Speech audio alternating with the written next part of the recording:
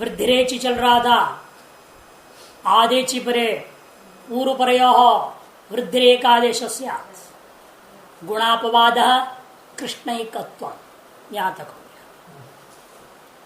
दृष्टांत देखिए, गंगाधन ओघ, गंगाधन ओघ, गंगाधन ओघ, गंगाया ओघ इति गंगा ओघ, षष्ठी तत्पुरुष समास हुआ है। गंगा जी का जो प्रवाह है उसको कहते ओघ।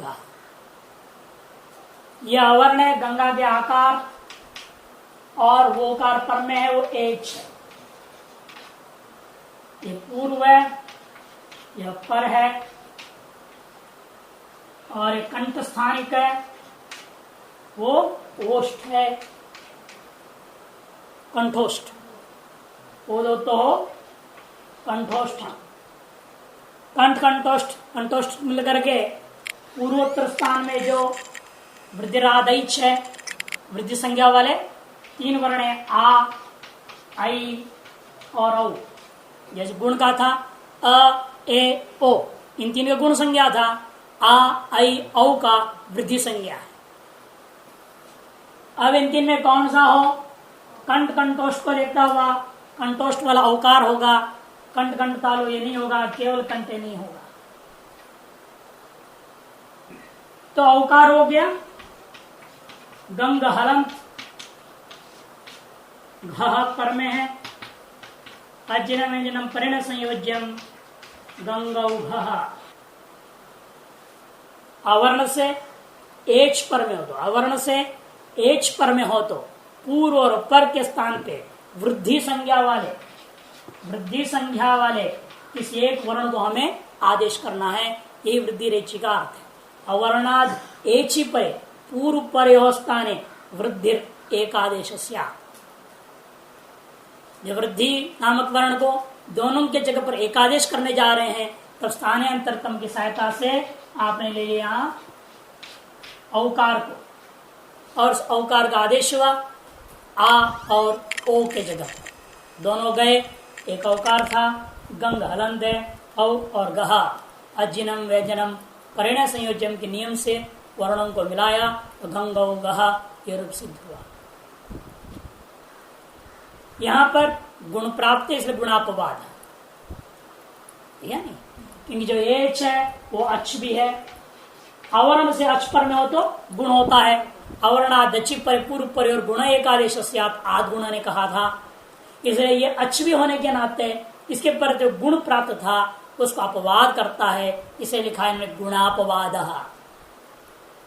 और अपवाद का लक्षण हमने कल लिखा दिया था, ये न प्राप्त यो विधिरारभ्यते सतस्यापवाद। उसे बहुत संक्षेप में कहना चाहेंगे तो निरवकाश विधिरापवाद, सीधे सीधे निरवकाश विधि। क्योंकि जो कुछ भी एच है वो सब अच्छ में ही रहेगा, तो फिर वृद्धिरेच का अवकाश कहां मिलेगा? जहां भी ए ओ अयो आएगा, यदि वह अच्छ दृष्टि करोगे तो आत्मा नहीं लग जाएगा, फिर वृद्धिरेच को कहीं काम करने का अवसर ही नहीं मिलेगा।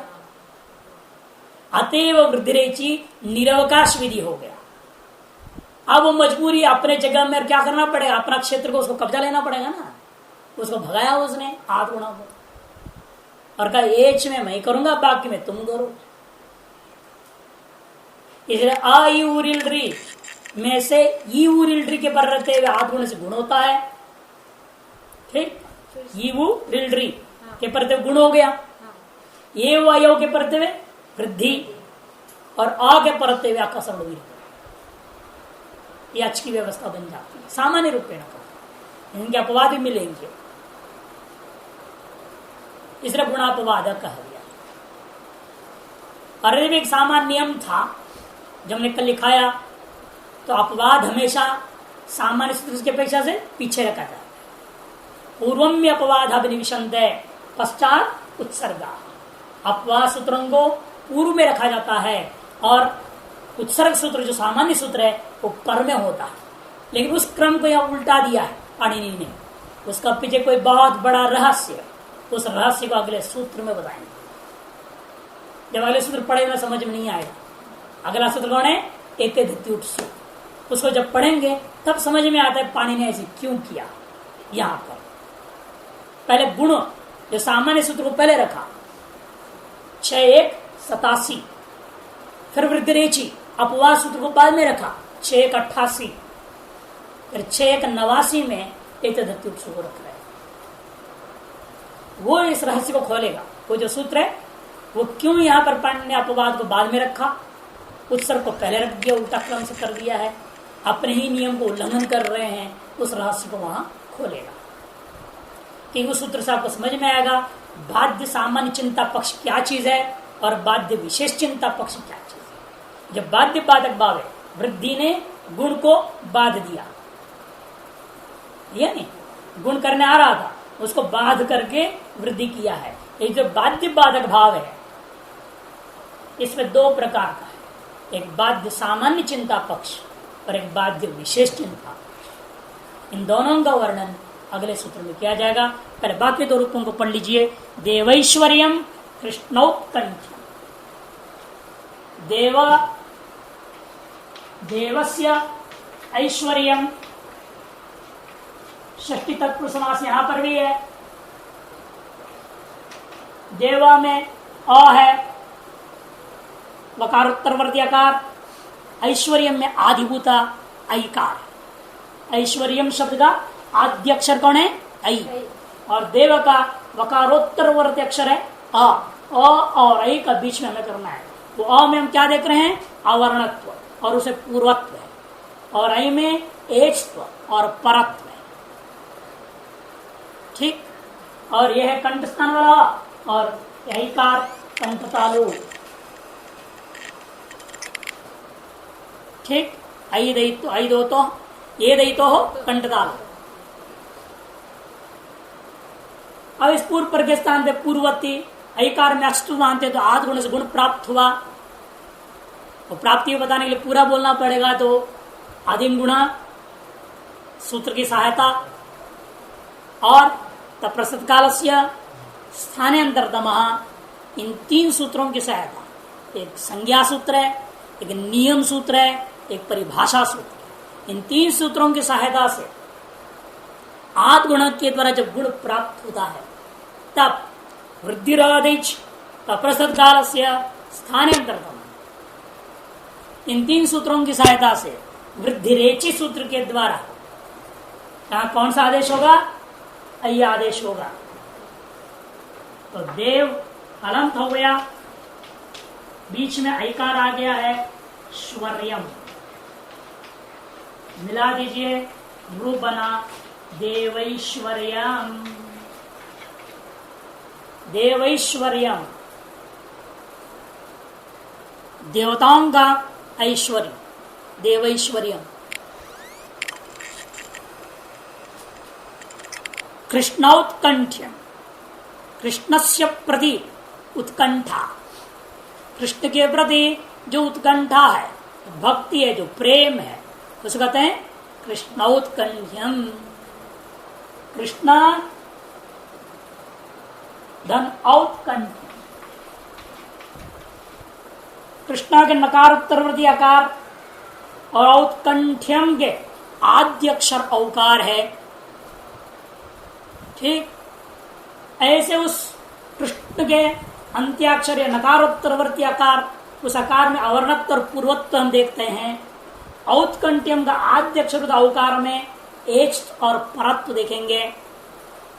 ऐसे पूर्व और परत्व विशिष्ट अवर्ण और एच के स्थान पर कंठ कंठोष्ट स्थानापन्न होने के नाते प्राप्त आद गुण को बाध करके वृद्धिरादेश तप्रसत काल और स्थानांतरतम, इन तीन सूत्रों की सहायता से वृद्धिरेचि सूत्र के द्वारा जब औकारात्मक वृद्धि संचक वर्ण को हम आदेश करेंगे।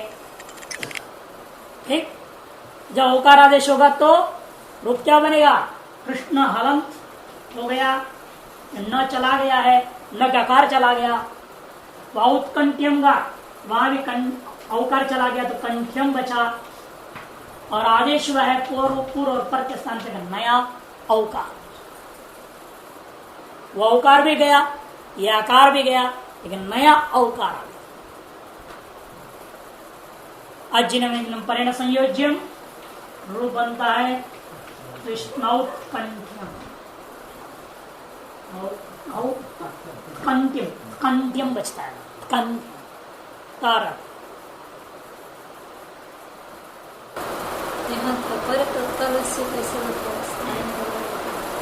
स्थान तपर सत्कार इसलिए कि दीर्घ आ की ही वृद्धि संज्ञा में करना है, अन्य आकारों का नहीं। जैसे आदिम गुण में नहीं किया, ह्रस्व अ कहे में गुण संज्ञा करनी है, इसे तपर लाना जरूरी था। उसी प्रकार से यहाँ पर भी आदैच में आत्म में तपर हुआ है, वो दीर्घ आकार की वृद्धि संज्ञा हो, ह्रस्व का नहीं, प्लुत का नहीं, इसके लिए तपर सत्कार से नियम सूत्र।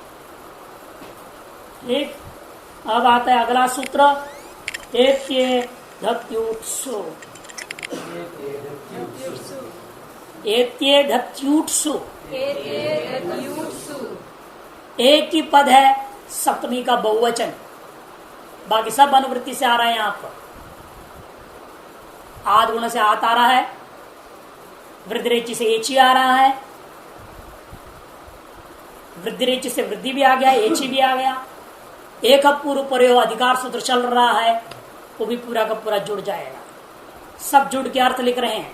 अवर्णाद एजाद्योर एत्योर एत्येधत्योर ऊठी च परे वृद्धिरेकादेश स्यात्। ये सूत्र बहुत विलक्षण सूत्र है, इसको समझना अच्छी तरह से। इसमें कई नियम लगते हैं, हाँ बहुत नियम लगते हैं, यहाँ दिमाग चाट जाता है ये सूत्र, बड़े ध्यान से सुनना पड़ेगा। और अत्यंत विलक्षण सूत्र है, इससे बहुत खुल जाता है व्याकरण की कई बातें, जो आगे में बहुत उपयोगी रहेगा, बारंबार आएगा। एत्येधत्युत्सु में तीन बात कह रहा है, एति एधति और ऊठ, इन तीन के परे रहते, आवरण से इन तीन के परे रहते। एति का मतलब क्या, ये रूप पर में होने जरूरी नहीं, इन गतौ धातु का रूप, इन गतौ धातु का, और एधति का मतलब भी एध वृद्धौ धातु का रूप। ऊठ अपने आप में एक विलक्षण आदेश है, उसके परे रखते हुए उसका संप्रसारण संज्ञा भी होता है। इन गतो धातु का रूप, एद वृद्धो धातु का रूप और आदेशात ऊठ, इन तीन के परे रहते। कब, आवरण से परे। अवर्णात एत्येधत्योर, जानबूझ के मैं छोड़ रहा हूं ये जाति को, एत्येधत्योर ऊठी च परे वृद्धिरेकादेश स्यात्। अब देखिए कुछ चीजें ऐसी हैं, व्यभिचार हो रहा। अब इन गतो धातु का रूप का थोड़ा समझना है। इन गतो धातु केवल लट लकार का रूप में जानबूझ के लिखूंगा, बाकी को नहीं। एति इतः यन्ति, लट लकार प्रथम पुरुष एक वचन, द्विवचन, बहुवचन। एषि इथः इथा, एवि एमि इवः इमः। यहां पर आप देख रहे हैं, यह है इनगतो धातु का रूप। इस इनगतो धातु का रूप में सभी के सभी एज आदि है क्या? यह इकार आदि है, एच में नहीं आता, एज आदि नहीं है। ये भी एच आदि में नहीं, यहां भी एच आदि में नहीं, इधर भी एच आदि में नहीं, ये हलादि है ना। ये भी एच आदि नहीं, ये भी एच आदि में नहीं है। इन तीन में एच आदि में आ रहा है। अर्थात इन गतो धातु के रूपों में कुछ रूप एजादि होता है और कुछ रूप एजादि नहीं होते। ये बात साफ है ना।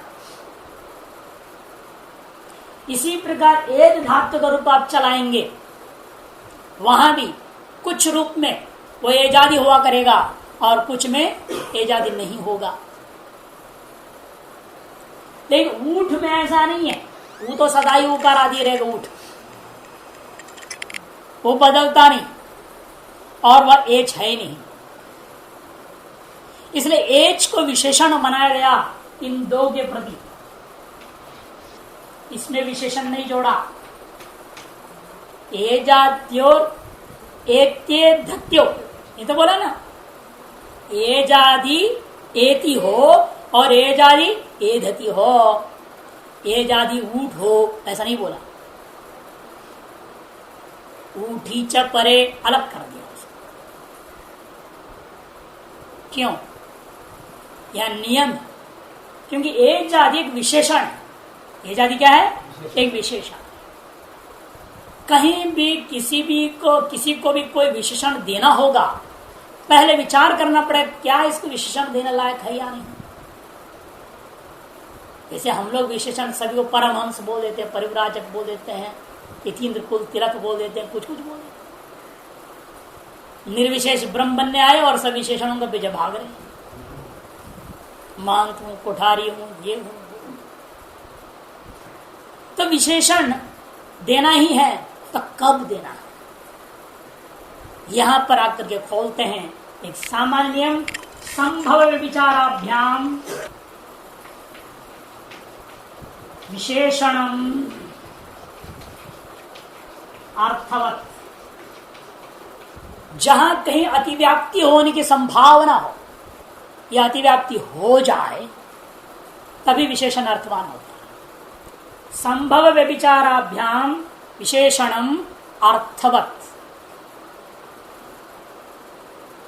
संभव हो, गड़बड़ी का संभावना है या गड़बड़ है ही निश्चित, व्यभिचार की संभावना है या व्यभिचार है, उन दो अवस्था में ही विशेषण को अर्थवान माना जाता है। एजादि विशेषण एति और एदति, इन गतो धातु और एद वृद्धि धातु को देना उचित इसलिए है कि वह विचार है। जो अनेजादि है वो भी है, वहां जो एजादि नहीं है ऐसे भी रूप इन गतो धातु में दिख रहा है और एद वृद्धो धातु में दिख रहा है, वहां वे विचार संभव है, इसलिए विशेषण दिया गया। क्या विशेषण दिया? एजादि। एजादि एति अर्थात इन गतो धातु और एजादि एद धातु होनी चाहिए का रूप किसी भी लकार का, लट का हो, लिट का हो, लुट का हो, लिट का हो, लोट का हो, लंग हो, कोई भी लकार का, लेकिन उस रूप में जैसे यहां आप देख रहे लट लकार का रूप है, लेकिन जितने भी द्विवचन वाले और बहुवचन वाले कोई भी एजादि नहीं है, केवल एक वचनों में एजादि बन रहा है। तो ये जो सूत्र है ये नहीं कहता इन धातु रूप बना दो, तो यहां इकार की प्रतिवृद्धि हो जाएगा।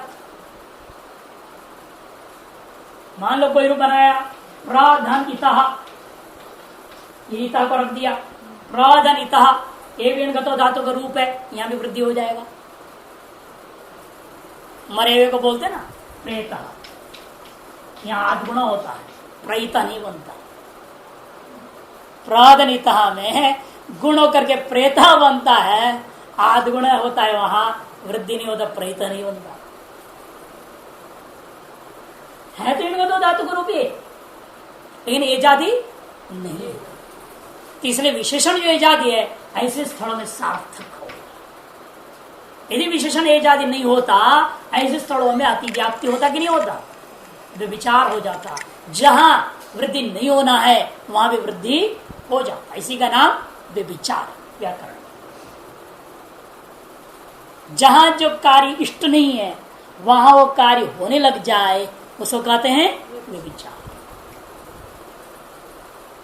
ऐसी स्थिति में विशेषण अर्थवान होता है, सार्थक होता है, नहीं तो विशेषण देना व्यर्थ है। इसने यहां एजादि विशेषण दिया, कहा इन गतो धातु के लिए और इन वृद्धि धातु के लिए, कि यहां व्यभिचार की संभावना है। अनेजादि रूप हैं, उनके परिधि वृद्धि ना होने लगे, इसलिए एजाद्योर एत्ये धत्योर ऊठी च परे वृद्धि एकादेश। कहते पर रूप गुणापवाद, पर रूप गुणापवाद, पर रूप गुणापवाद। पर रूप क्या लेना है? आगे आएगा सूत्र पर रूप वाला, एंगी पररूपम, एंगी पररूपम। जब दृष्टांत आपका क्या है, जैसे है उपाधन एति, ये दृष्टांत है ना, हाँ तो उपाधन ए धते, ये दृष्टांत आपको दे रहे हैं इस सूत्र में। ये इन गतो धातु का रूप है और ये एक धातु का रूप है। एति जो है इन गतो धातु का रूप है, ये धते ये वृद्धो धातु का रूप है। लट लकार प्रथम पुरुष एक वचन, लट लकार प्रथम पुरुष एक वचन करो। अब यहां पर क्या है? आवरण है। तो अब क्या कर क्या है? आवरण है। एति ये धते में जो एकार है, ये एंग है ना, ये पदांत का, ये उपय पद है स्वयं में, इसलिए पदांत आकार से परे एंग हो तो पर रूप एकादेश का विधान है, वो भी आ गया यहां पर रूप करने को। तब उसको कहेंगे बाबा तुम इन गतो धातु का एंग को छोड़ दो, एक धातु का एंग को छोड़ दो और किसी दूसरे धातु का एंग में तुम करना, इन दो धातुओं का एंग के पर रहते हुए वृद्धि होगी। एंगी परूपम जो कह रहे हो सुनो, समझो तो। पररूप अपवाद हो रहा है ना, हम क्या कहेंगे? इन गतो धातु का एंग, एक धातु का जो एंग आदि होंगे रूप, उनको छोड़कर बाकी जगह में एंगी परूपम लगाएंगे, उसको कहते हैं। इसलिए पररूप का अपवाद करना, गुण का अपवाद तो है ही, पररूप गुणापवाद। यहीं पर आकर के विलक्षण कुछ बात और समझना है। एंगी पररूपम में पररूप हो जाएगा, उपैति व उपेति बन जाएगा। पररूपम का मतलब क्या? परस्य रूपम यत् तदेव आदेश, जो परवर्ण का जो रूप है, स्वरूप है, वही दोनों के स्थान पर आदेश हो जाएगा, तो उपेति बनेगा, उपैति नहीं बनेगा। इसे पररूप का अपवाद करना जरूरी है।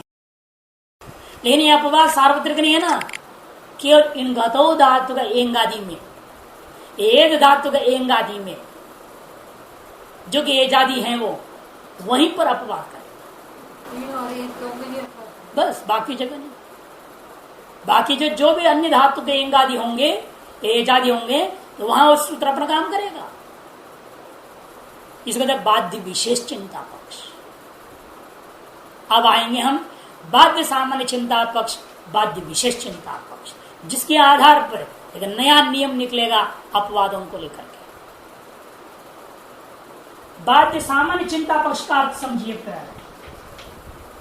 इसका अर्थ है मद विषय यद्यत् प्राप्तम तत्तत् सर्वं मया बाध्यते। यह है वृद्धिरेचि के द्वारा गुण का अपवाद। बाध्य सामान्य चिंता पक्ष,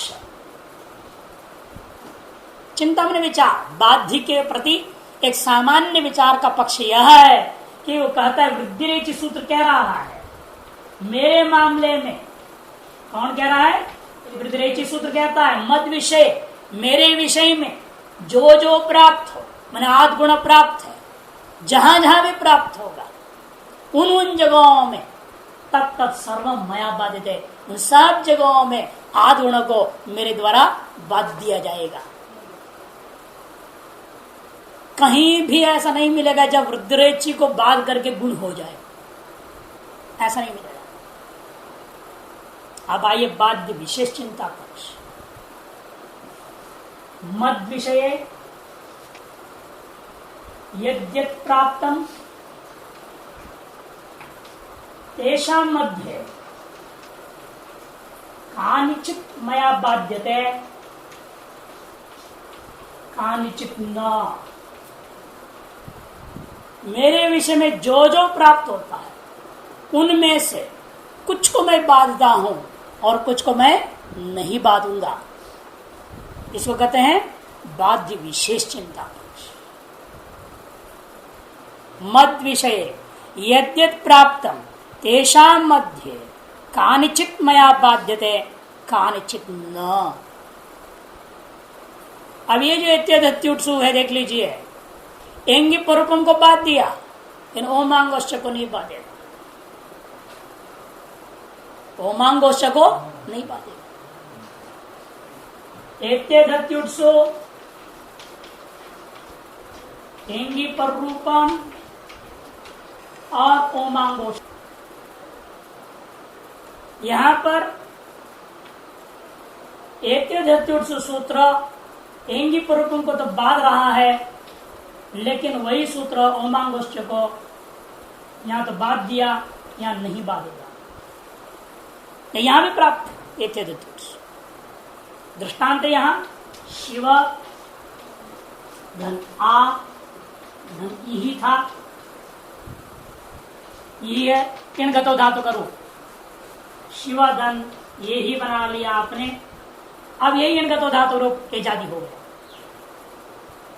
ये इनका तो धातु रूप था, आठ के साथ गुण होने के बाद अब एजादी हो गई। एकादेश है ना, एकादेश में हम पराजोत भाव करेंगे तो इसके अंदर इनका तो धातुत्व आ जाएगा, तो एजादी इनका तो धातु हो गया।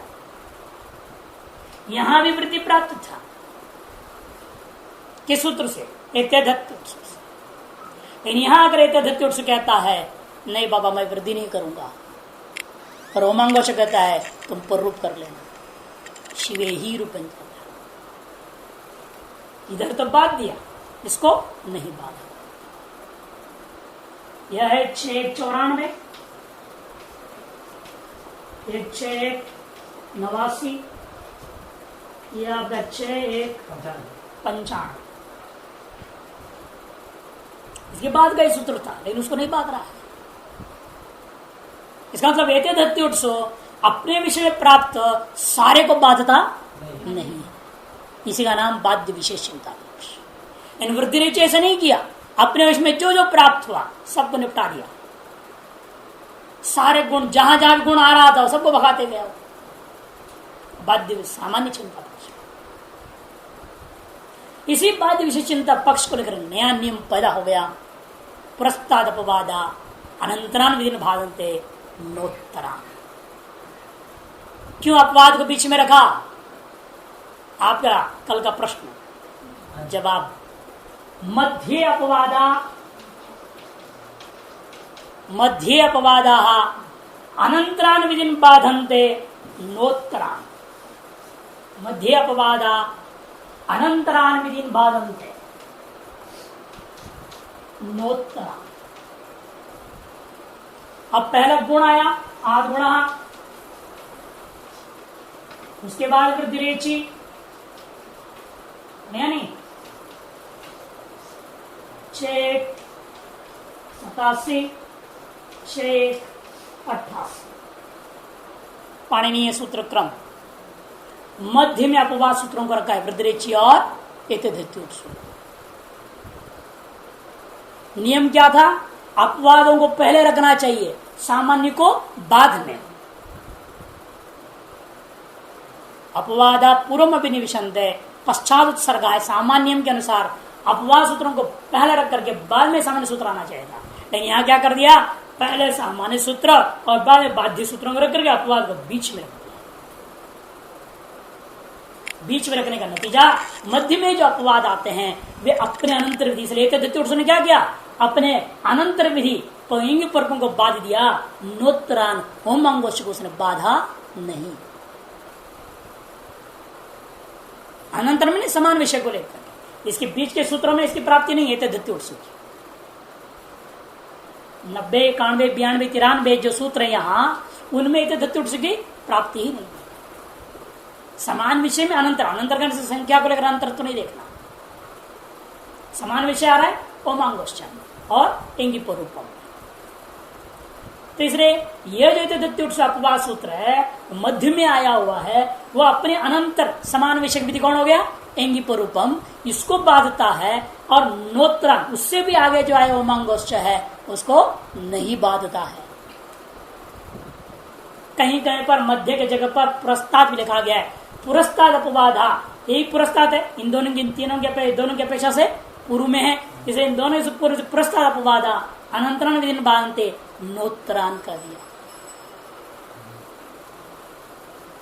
ये एक विलक्षण नियम यहाँ पैदा हो जाता है स्वयं पाणिनि के द्वारा अपने सामान्य नियम को तोड़ के इस क्रम से सूत्रों को बनाने का लाभ हुआ।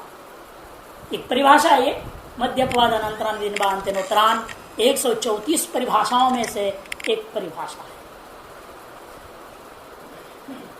आपने देखा है कई नियमावली सामने आ गए और अब रूपों में जाते हैं।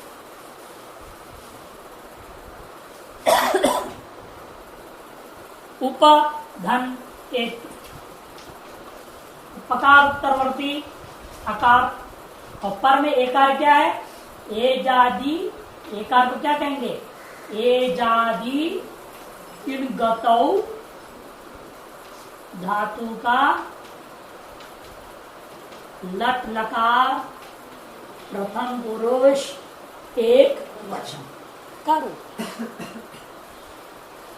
एजादि भी है, इन गतौ धातु का रूप है और लट लकार प्रथम पुरुष एक वचन का रूप। इसको कहेंगे हम आवरण। अवरणाद एजाद्योर एत्य धत्यो, एजादि एति का रूप है। पूर्व और पक, ये पूर्व हो गया और एक पक। पूर्व पर और वृद्धि एक आदेश वृद्धि आ आई औ का नाम है। अ है कंठ, एकार कंठ डालो, इसलिए एकार ही होगा, आ और आई आरौ नहीं होगा। स्थिति न उप हलंत हो गया, आ चला गया, ठीक है ना। और ऐकार आदेश हो रखा है, पर में ती बचा है। अजिनम व्यंजनम परिण संयोज्यम उपैती रूप सिद्ध हो गया। इसी प्रकार एधते में, इसी प्रकार एधते का रूप भी समझ या एति के जगह पर लिखेंगे एधते,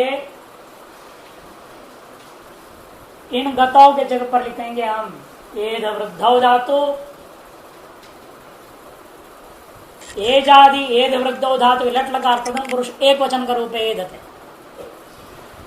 एधेते एधते एधेते एधन्ते एधसे एधेते एधध्वे एधे एधावहे एधामहे, ये लट लकार का रूप है। सभी एजादि लुगंत में जाएंगे इधि धक्त बनेगा, एध धातु का रूप इधि धक्त बनेगा, वह एजादि का व्यभिचार हो गया। एक धातु का रूप है एजादि नहीं, इधि धक्त रूप। तो एजादि एद वृद्धों के धातु का लट लकार विषय क्वेश्चन का रूप है पर में उपधन एधत।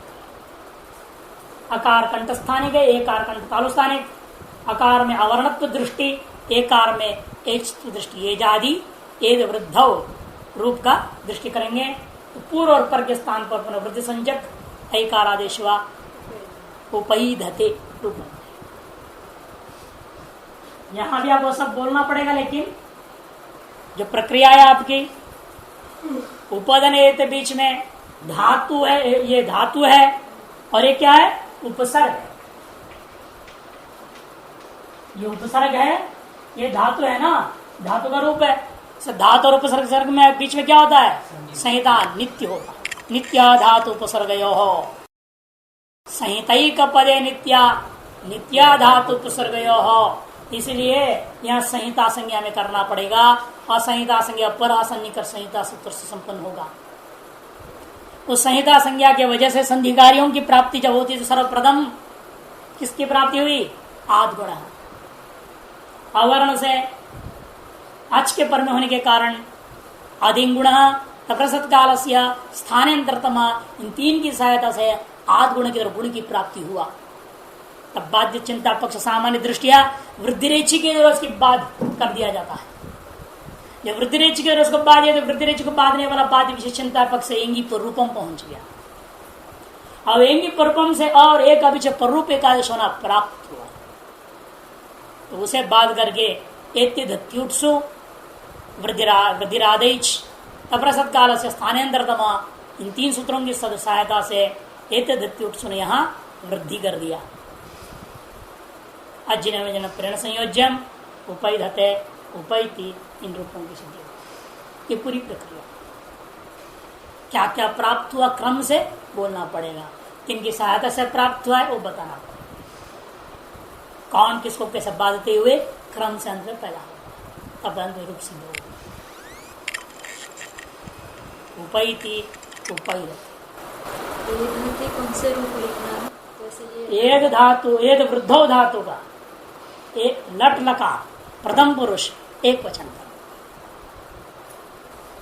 नहीं, जो भी आपने ये धते का बोल रहा हूँ, लट लकार प्रथम पुरुष एक वचन, वो इन गतों का धातु का था। हाँ। एति और ये वृद्धो धातु का है दोनों ही लट लकार प्रथम पुरुष एक वचन के, इसलिए हम लोग बदला नहीं, केवल ये वृद्धो बदल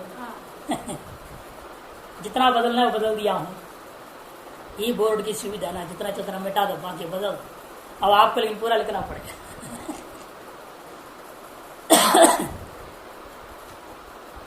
पृष्ठधन ऊह,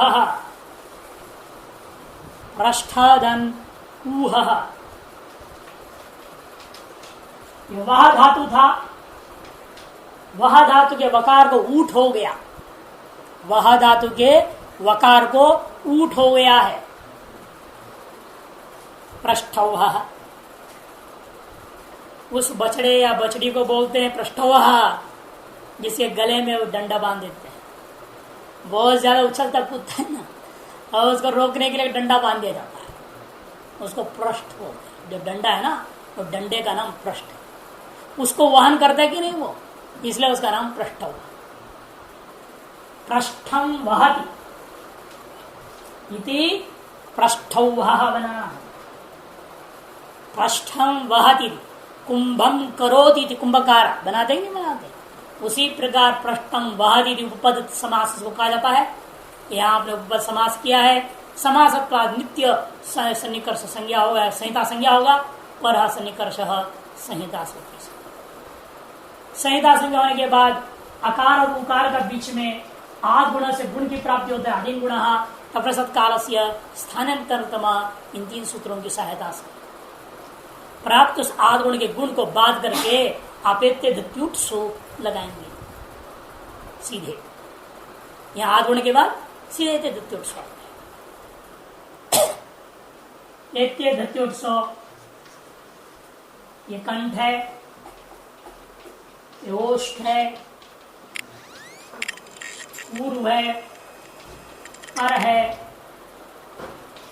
ये आवरण है, ये ऊठ है। ठीक, आवरणाद ऊठी च पर है। आवरण से जब ऊठ पर में होगा, पूर्व और पर के स्थान पे एते दत्युत्सु सूत्र कहता है वृद्धि एकादेश कर दो। आ आई औ,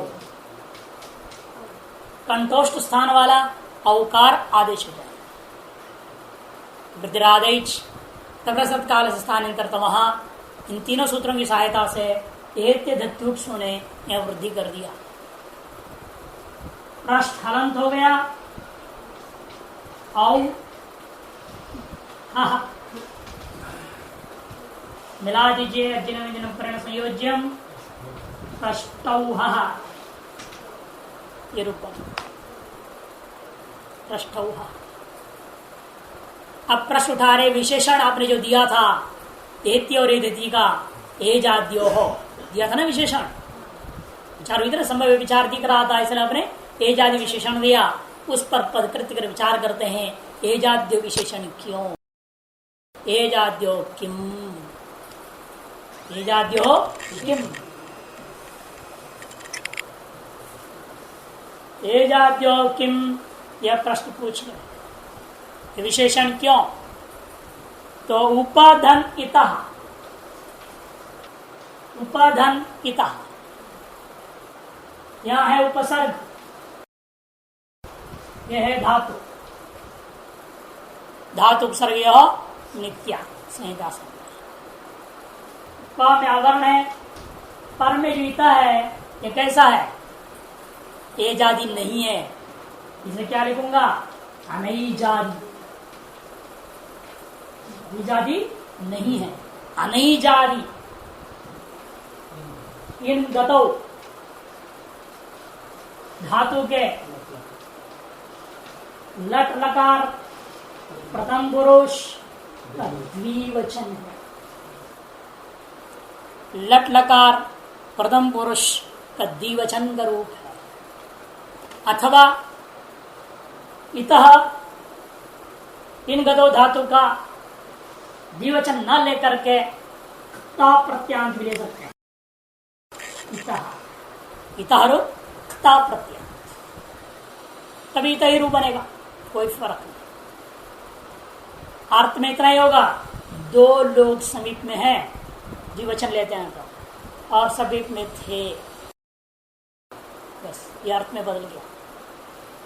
समीप पहुंचा हुआ, खता प्रत्याय, समीप में दो खड़े हैं या समीप से दो गए, द्विवचन का बोध हो जाएगा। और इसमें द्विवचन का मतलब नहीं, का प्रत्यांत, तब क्या होगा? ये प्रथमा का एक वचन, ये प्रथमा द्वितीय तृतीय नहीं, सब सुबंध में चला गया।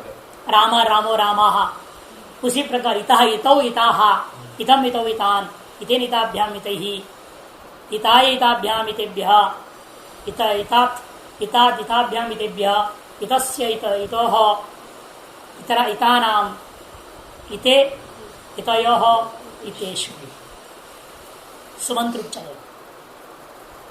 यदि आप ये लेंगे, द्विवचन लेंगे तो तिंगंत हो जाएगा, ता प्रत्यांत लेंगे तो सुबंध प्रथमा का एक वचन, दोनों में रूप एक ही बनता है, अर्थ में केवल फर्क होगा।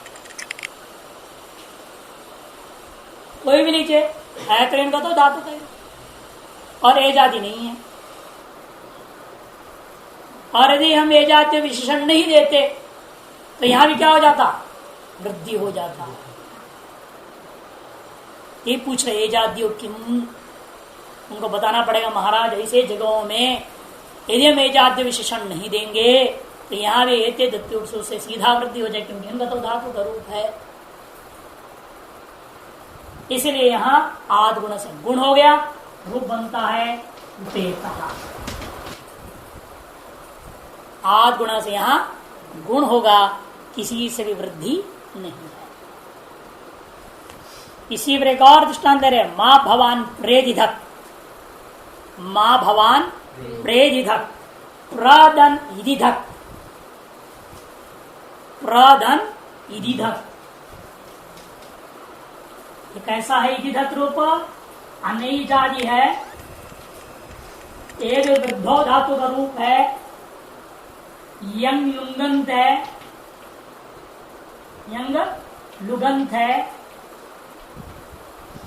लंग लकार प्रथम पुरुष एक वचन का रूप।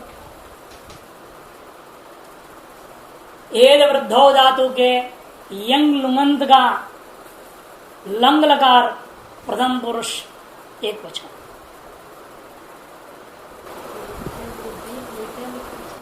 यंग लुगंत आगे प्रकरणों में आएगा, धातु के रूपों में अलग अलग लट लेट लुट जैसे पढ़ते हैं ऐसे ही भी आएगा। यंगंत, यंग लुगंत, सन्नंत, ये सब आएंगे। निजंत, विशेष अर्थों में सब रूप बनेंगे।